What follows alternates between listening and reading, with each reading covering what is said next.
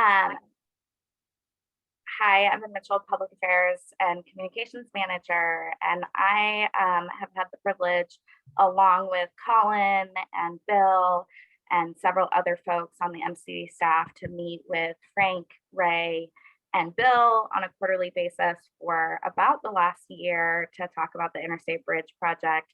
They're going to give you a history and talk about where they are. I think what for us as staff, we have been working with them and coordinating with them because they're the rebuilding of that bridge intersects with our levee system, and we see potential, not just opportunity for coordination through the Corps permitting process that they have to go through, but also for some of our certification projects, which align perfectly with the footprint of the bridge project that they're working on. So without further ado, I will turn it over to Ray Mabey and Frank Green, who are the deputy program administrators, one from the Washington side and one from the Oregon side for the project. And Bill, you're the environmental program manager, right? I'm gonna let you all introduce yourself, but yeah, take it away. Yeah, I'll jump in here. We're happy to be here today. Evan had talked to us about presenting before this group and giving this group a program update. We've styled this update to talk about how the program intersects with your work. But before we begin, I'll introduce myself and have my other folks here introduce. But Ray Mabey, Deputy Program Administrator for the Interstate Bridge Replacement Program. And as Evan said, there's two of us, Frank and myself. Because it is a bi-state program, we have two deputy administrators and an administrator, Greg Johnson, who reports to the Oregon Director of Transportation and the Washington Secretary of Transportation. And so I get paid by ODOT, and Frank is the Washington one, and I think he gets paid by WashDOT. But go ahead, Frank, and then Bill, and then we'll jump into it. Yeah, thanks. That was a good introduction. Yes, I do get paid by WashDOT, but I am assigned full-time to the Interstate Bridge Replacement Program, and like Ray, have a lengthy history on this program dating back to about 8 years of work for myself on the program when it was called Columbia River Crossing. So, Bill? Yeah, thanks. Bill Warncke, I'm the Deputy Environmental Manager for the IBR program, but focusing on the permitting for the program. And so the core permit is definitely part of that package. Mm-hmm. Yep. All right, well, I know we've got limited time, so we'll go ahead, Frank. I was gonna say, Wendy, I think you're the host. I had asked if I could have screen sharing. You should have that now. Oh, okay, great. Yep, I do, thank you. That was probably the first mistake, was giving them some sort of authority. Good. All right, so yeah, we're here today to talk about the Interstate Bridge Replacement Program. Next slide, Frank, please. So as Frank mentioned, there is prior planning efforts of the Columbia River Crossing. You can see out on the left side of this chart. That's a prior planning efforts between 2004 and 2014. Frank has a little longer history than me, maybe about twice as long. I was part of that effort for 3.5 to 4 years. But that didn't move forward because it didn't get all the construction funding necessary. And so this area, region, and the state, as well as our federal partners, recognize that those problems remain unaddressed. And so did the governors. So they launched the Interstate Bridge Replacement Program. The two governors did, through a memorandum of understanding, to get back, to pull the team together, back together to really focus on picking that effort back up, understanding what's changed, and work through the process. So this kind of shows an overall timeline of where we're at. In 2020, we launched the program. We started to pull together our planning efforts to understand how to approach this program and bring it back to life in many ways. And then we are currently working towards a a reevaluation. We've submitted a reevaluation to our federal partners to begin the National Environmental Policy Act process. And that would begin with start with a supplemental environmental impact statement that would be based on a modified locally preferred alternative, big words. So a locally preferred alternative is really what are the basic elements of the project. It's typically used when you have a high capacity transit mode and you're interacting with the Federal Transit Administration. And so basically it's that modified LPA. The previous effort had an LPA and we had a record decision from FTA and the Federal Highway Administration. And so we're looking for that modified locally preferred alternative to go into that supplemental process. That will take us through late 2024, and we hope to get a revised record of decision where we'll begin pre-construction activities such as additional design, right-of-way acquisition, along the way, hopefully securing additional construction funding. As some of you may know, Washington legislature apportioned $1 billion for their match of construction funding. And so we're looking for the Oregon legislature to pick that up in either the 23 session or later, but in time for construction in late 2025. Next slide, please. Thanks, Frank. So I mentioned we are talking about what's changed, and because we did have a record of decision that was valid, now we've got to understand what's changed in the built environment, the regulatory environment, the environmental constraints or issues. And so we've started to dig in about those, what those are. Some of the things that we've seen have changed as buildings that have been built in the previously planned alignment. So that's a different and a changed impact. We've seen CTRAN, the transit agency in Vancouver, build a robust bus rapid transit system that has a couplet downtown Vancouver, right where the previous program had a couplet for light rail. And so that is a change. If you're looking on the island there of Hayden Island, you'll notice on the other side or the west side of the rail bridge, you can see the trusses out there, that there was some planned development of West Hayden Island by the Port of Portland. Those plans have ceased. So, the impacts to traffic and the need for interchange on Hayden Island are now, have changed. So how does that impact the interchange needs there? And we've also seen increased growth. We're seeing if you're driving this corridor at all, you'll notice that traffic is at or above pre-pandemic levels. We're seeing that prove out in the data. And we're seeing freight traffic increase as well. So the changes we're seeing here drive us to develop design options. So we develop design options in reaction to those changes, such as a change in the interchange on Hayden Island, or perhaps looking at different transit investments, such as bus rapid transit instead of light rail. And so the key components that would go into that locally preferred alternative would be those transit investments. It'd be the mode of transit, the alignment, and the terminus. We'd be looking at the Marine Drive and Hayden Island interchange. Those are the previous locally preferred alternatives. Stayed high level, talked about changes or improvements to interchanges, but in this case, there is a desire for more specificity on how we're acting and looking at this interchange complex between the two interchanges, Marine Drive and Hayden Island.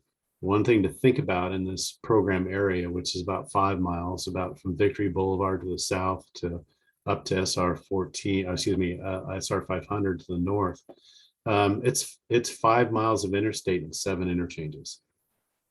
We would not build it that way today. There is a lot of movement between interchanges, a lot of merging and weaving taking place on ramps that are substandard. And so there's a lot of activity happening, a lot of improvements needed. That does get to the number of lanes question. Right now, there's three through lanes to the north and 3 to the south. So what we're studying is the number of auxiliary lanes needed between interchanges to facilitate interchange to interchange traffic, and merging and weaving from the interchanges to interstate through traffic, or from interstate through traffic, merging, exiting to an interchange itself. We're also looking at the interchange, the main river crossing alignment. The previous effort had it as a curved alignment, which can complicate construction and design. We're looking at a straight alignment now. Looking at those interchange improvements to the north. And then one thing that's changed too is the North Portland Harbor Bridge. So that's the bridge over the Oregon Slough. It was initially scoped as a replacement, was moved to a seismic retrofit and widening in some cost-cutting measures. And it's older now. And we've learned a lot more about the costs of seismic retrofits in conditions like these, where we have very deep silty and sandy soils that can liquefy an earthquake. Those costs are really, really high. And we also know that we can't achieve the same seismic resiliency as a replacement bridge. And so we've re-scoped that back to a replacement, which allows for that better line of that main river channel. And then we are definitely making sure we have modal choice with high capacity transit, but also with active transportation. All the options that we'll be looking at have high capacity transit, as well as a multi-use path that is built for those walking, biking, or rolling, and connects them to the other active transportation networks. Next slide, please. So I talked about some of these changes already, but we've seen increased traffic volumes to the southbound Marine Drive exit. Not surprising, given the fact that that is one of the main exit off to the Port of Portland. We've seen those changes in business development, use on the island, as well as new built businesses. I mentioned the West Hayden Island work by the Port of Portland and the bridge. You guys have already got ahead of this. Well, the other, the one that I think you were talking about earlier, is there are some proposed levee system improvements that you are working towards. MCDD is that we need to coordinate with and find opportunities to minimize any redo or find efficiencies, so we are serving the public in the best way possible. Next slide, please. So we've done quite a few surveys. It's been rough in the COVID environment where you can't get people together. In fact, I did a presentation last week to a right-of-way conference at the Marriott near the airport. So I'm looking forward to seeing people in person. Good to see you all today, but really excited to actually connect with people in 3D. But as you're doing public outreach and trying to connect to the community, not being able to do that in person does pose challenges. However, I think our team has done a fantastic job in outreach. We've the 2 surveys we put forward, we've contacted over I think about 18,000 people responding. So a huge response. But what we heard about specifically about Marine Drive and Hayden Island was that congestion relief and safety was their most important concern. And that there's mixed response around and needs around access to the island. What we see from Washington residents is they want direct access. For residents on the island, they would prefer access off the island other than the interstate. So they want access to Marine Drive via arterial bridges. And then surprisingly, about a third of our respondents actually said they didn't have a preference. So weren't really concerned too much, apparently. Let's see. So congestion relief and safety were our top priorities. You can see some of our numbers off to the right here about how the survey responses came in. Convenient access to services, shopping, and restaurants, 40%. Washington wanted that. I think we all understand why. But pretty common responses levels for safety and for all users, not only just freight and cars, but also for folks walking and biking. Congestion relief definitely hit the sweet spot there. A lot of people looking for that congestion management and then that direct access. So we heard some very interesting things that's helping inform the options we're developing. Next slide, please. We also did some workshops and put together a working group. And we heard some similar things. We heard that that the community working group in particular was supportive of a full interchange. So that was one that has both directions, northbound and southbound access to the Hayden Island. And I guess one thing I didn't say is that some of the options we looked at are looking at were, what does it look like to have no interchange on Hayden Island, and how does that impact the traffic that would now have to be handled through Marine Drive? Or what does a partial interchange look like, where the access from Washington is direct to the island, but access to Oregon is done through local access bridges to and network to Marine Drive, or a full interchange like there is right now on Hayden Island. Looking at those three main options.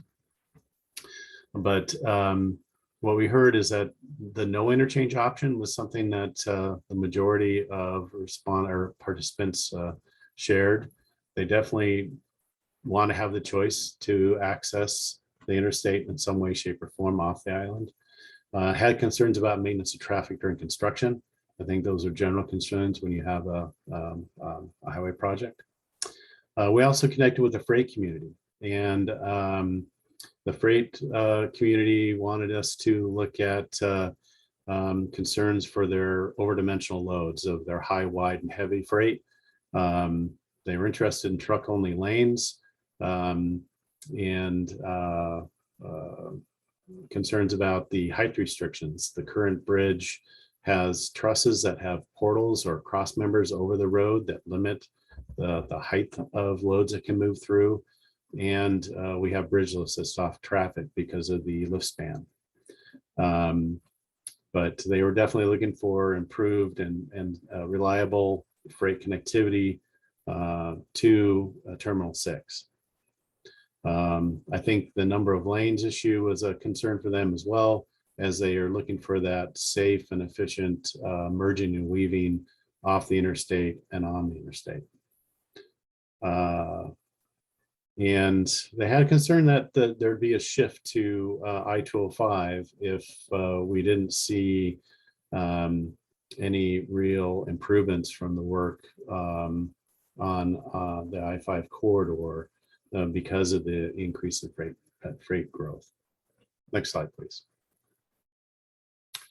So Frank's going to go into the next slides and talk about what we looked at. We've looked at that full interchange option and a partial interchange option with access from and to the north. And what we found is that these all can, the options, the full interchange and partial with that type of access allows for Marine Drive to be functional and be able to handle the volumes that it needs to. Frank will talk more specifically about that. We think that the performance on Marine Drive can handle the traffic. We'll continue to work with the standards and headquarters staff of ODOT make sure they're comfortable with that. And we've got made sure that all the options on these two interchanges does support our active transportation and high capacity transit. And as we've looked at these, and Frank will talk about this a bit, we understand, at least in the current configuration, one of the ramps serves as part of the levee of the Marine Drive complex. As we've looked at these options, we've tried to consider how we can accommodate your future work in those, and we'll continue to. Next slide, and I'll turn it over to Frank. Thank you, Ray. So as Ray said, the reason we're looking at different options here is really to address what has changed since the previous planning work had happened. The graphic you see here kind of is a culmination of developing the option, working with our community and project partners to identify, what are all the screening kind of criteria that should be used to ultimately determine which option might best meet the needs of the community and the surrounding public. So just real quick, walking through the graphic here, it's a three-dimensional graphic. It's not at all meant to represent final configuration or final design. It's really an initial layout to see what the option may look like. So as Ray mentioned, this is showing what we would call a full interchange option on Hayden Island. So there's a full interchange that's rebuilt at Marine Drive, as well as all access points to and from Hayden Island. Now, one of the things that this does look and hope to provide is an extension of a high capacity transit line across the harbor and to Hayden Island, and then ultimately onto the bridge and into Vancouver. Program still evaluating, is that a bus rapid transit system or a light rail system? But we do show that there's a connection point across the river. It does take into consideration what Ray mentioned with the understanding of the levee system here in and around Marine Drive that currently does follow kind of this path here for the north-south. I-5 itself also is part of one, and then we also have the levee that comes kind of underneath the existing bridge and goes east-west. So it's interchange configuration. You can see it's a lot of structure, it's a lot of bridge. It's providing a third east-west connection on the island that we refer to as Tomahawk Island Drive. So you would be able to access all directions of the freeway from Hayden Island as well as from Marine Drive. But the close proximity of these two interchanges is what Ray is getting at, that with them being less than a half mile apart, by the time you're able to get a ramp connected to the freeway and have the amount of distance that should, usually take to enter into freeway traffic, you already have the next ramp kind of connecting. And so that's where use of auxiliary lanes comes into play, as Ray had mentioned, to help with that weaving and merging from rather than have it being on mainline I-5. The other option, so as Ray mentioned, there was really three. There was a full interchange on Hayden Island, there was a partial island, and then we looked at no interchange on Hayden Island. And at this point, I would say that no interchange on Hayden Island had a lot of complications. So I don't have a graphic that shows no Hayden Island interchange here, but we've working with our partners and our advisory groups have removed it from consideration. But the partial interchange, and so you can see one of the goals of the partial interchange was to minimize the impact footprint wise on the island while still providing the operational needs of people who are going to and from the island being able to access it. So partial means that if you're on the island, you can get on northbound I-5 to go, for instance, to Washington, or if you're in Washington, you could get off on the island. The difference here is that it utilizes an arterial bridge for any movements that are going to go to or from the south side of the interchange. So rather than having that ramp that's right here that shows getting on the freeway or getting off the freeway or on the freeway from Hayden Island, this solution looks to move traffic who are going to go south across the harbor and then get it through the Marine Drive complex so that you're combining some of that traffic with Marine Drive and Hayden Island to get to and from the south. Like I said, it has the effect of being able to minimize a little bit of the impacts in the footprint while still providing some of those operational connections. And so right now, these are kind of the two design options that we are still working closely to get data with. We can share the presentation, you can read through, but some of the initial screening has been implemented by partners and with the advisory groups to move forward with where we'll be here in the next couple of weeks, trying to get to a recommendation. So with that, the next steps are, as I mentioned, you saw some of that initial screening, at least how we thought those two alternatives or options, at Hayden Island and Marine Drive are performing. But there is additional input that we're looking to get from our partners and from our advisory groups here in the next week or so that we can move toward a recommendation in early May. That recommendation, we focused a lot on the Hayden Island Marine Drive with this presentation, but it really does get to those components that Ray mentioned, which is transit mode, the Hayden Island Marine Drive kind of concept, as well as number of lanes. And there's a number of things that go into that decision-making process. Kind of what we've shown here is some of the technical reasons behind those two options and how they've formed. We've had a lot of input and survey results, as Ray walked through.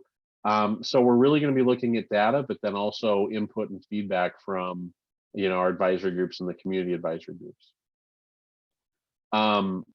So what does our timeline look like? Ray talked big picture about trying to move to construction in 2025, but there's a lot of work for us to get there. And so what we know right now is that within the next week and a few days, so we have an executive steering group meeting next Thursday, where we'll kind of show a draft set of scenarios that the program will really look to our partners to provide input on, so that we can move to a recommended LPA in our early May executive steering group meeting, which I believe right now is scheduled for May 5th. From that point on May 5th, once we recommend a modified LPA, we will go through the process of working with our program partners, boards, and councils to ultimately look to get endorsement and a consensus endorsement on that modified locally alternative by the June timeframe. Right now, we are looking to meet with our bi-state legislative committee in late July, early August, to have them consider that modified LPA as well. So that's some of the kind of immediate, next couple of months. But even beyond that, wanting to talk a little bit about, maybe where this group might be interested in having us come back and have more engagement and discussion, it really gets to what Bill mentioned he's focused on, which is, some of the environmental work, environmental approvals, environmental processes. So we know once we get that modified LPA, we can begin our supplemental, draft environmental impact statement that will include things such as a conceptual finance plan, because as Ray mentioned, we know we need to still get some legislative action from the Oregon side for funding, as well as some other legislative actions in Washington, for instance, for say toll authorization. As we move through 2023, it's really going to be a lot of work with our NEPA process to get to a final supplemental EIS, which right now we're targeting for the end of 2023, so that in 2024 we can begin the process of more advanced final kind of design work, begin the process of acquiring right away, so that we can move to that target date of construction beginning in 2025. So with that, it's a lot of information we just threw at you, but we're wondering if there are any questions. And I'm going to take my screen down for a second so I can see people. I have a question. I kind of shuddered when I There we saw go. the 2004 to 2014 Columbia River crossing, because I was involved in that committee, and I am not now, just because I think I got worn out on that committee, and there's other eager people representing our area. But I am, because I'm a director of a historical preservation project for Vanport, and we are identifying cultural resources. And I was asked to be on, I don't remember the name, but I haven't heard anything about the meeting, an advisory stakeholder committee about evaluating cultural resources. I didn't see in any of your slides the words cultural resources, and there's quite a few. And is that in the plan to, have they already been identified? Can you tell me where that is or how that will be addressed? Yeah, I'll let Bill answer that. Oh, go ahead. yeah, great question, and thanks for your support in the previous effort. We know it's a lot, and we just want to recognize and value that. But yeah, Bill is the guy to address the cultural question. And I think we do know there are great cultural needs, and we've been working with our tribal partners as well. But I imagine there's much more work to do, and Bill will share that.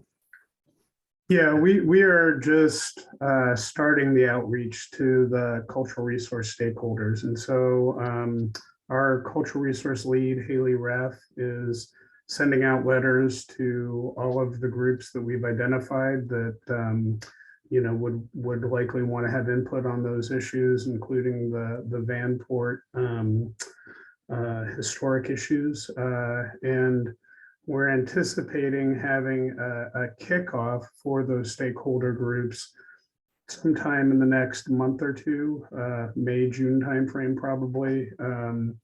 We're still working on defining our area of potential effect.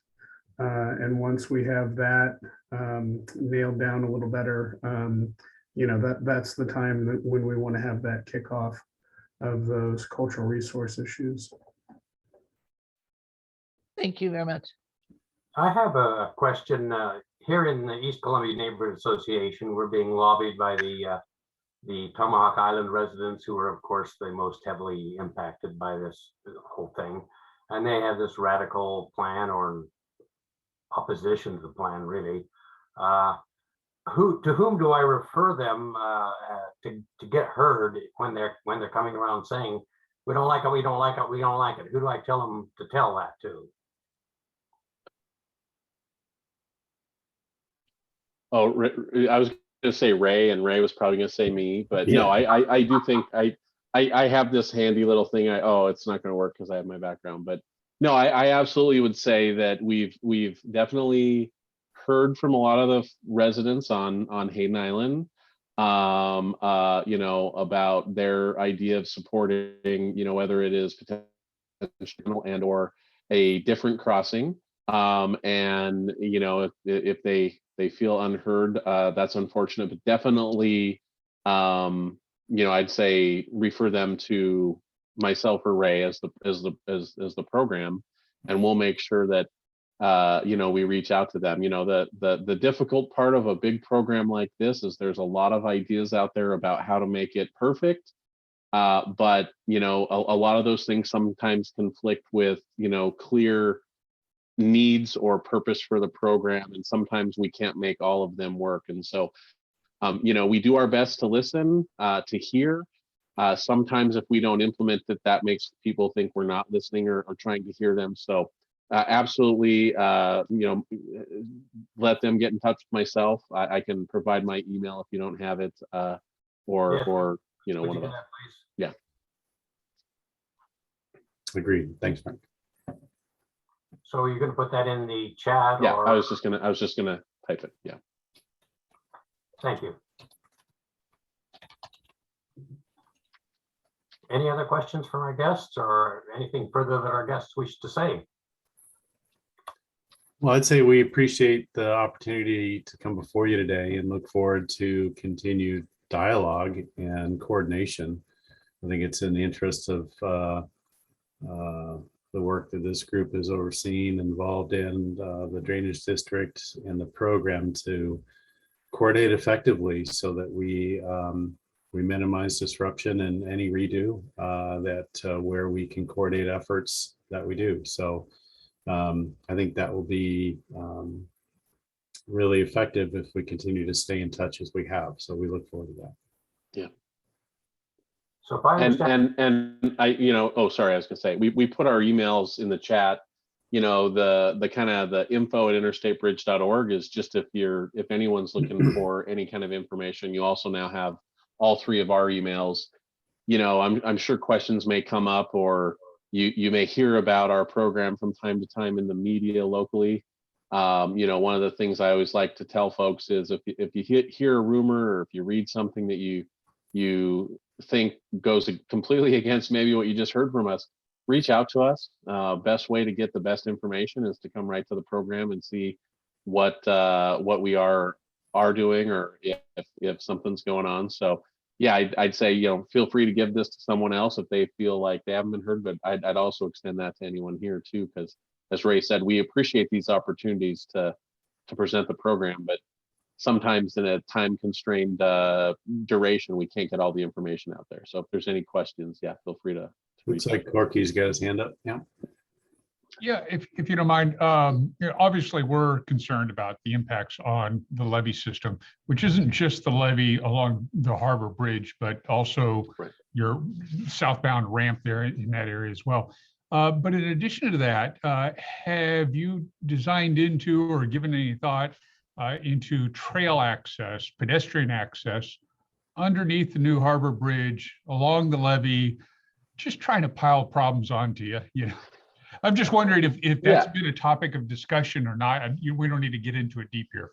Yeah, absolutely. Connection to the 40-mile loop is one of those key active transportation goals and objectives that I think, as we've been laying out and talking through these objectives or these options here, we've tried to make sure that all of them are able to do that, to have good connectivity for all the modes, not just people in cars or people in trucks, but making sure that like the interchange type might, be conducive to active transportation going east and west across it as well. So that has absolutely been, something that's been considered as we've been laying out these options. 150 tall Harbor Bridge should do the trick. Only 150? Okay. Yeah, give or take. Thanks. so if I understand, the no interchange is a distant third, is unlikely to be the preferred option. Is that the case? Yeah, as Frank shared, it's been removed from consideration. The volumes, as you can imagine, dropping into each one of these interchanges is considerable. And if you remove Hayden Island completely, all of that traffic that's going to and from in both directions would have to go through the Marine Drive interchange. And that has some serious consequences to that size of that interchange, the size of the MOK, to be able to accommodate all those traffic movements that really are challenging the ability for that interchange to work smoothly or at all. So we want to make sure that interchange is functional, that supports the needs of not only the community members, but the port to move the goods and services that need to get through that interchange. Thank you.